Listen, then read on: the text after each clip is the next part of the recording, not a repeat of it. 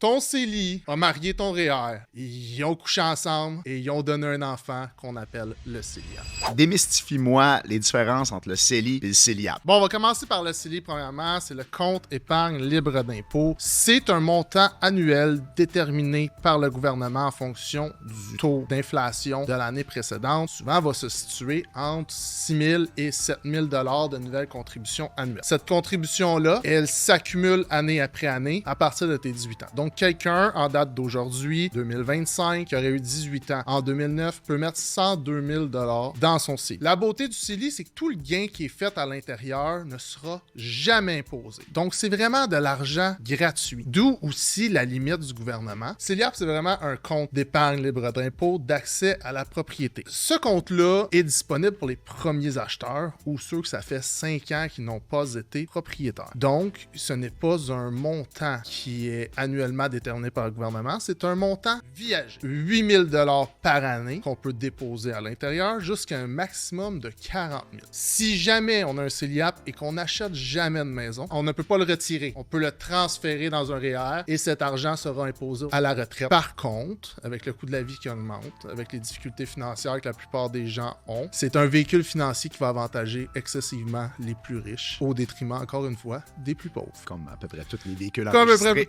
ton CELI a marié ton REER, ils ont couché ensemble et ils ont donné un enfant qu'on appelle le CELIAP.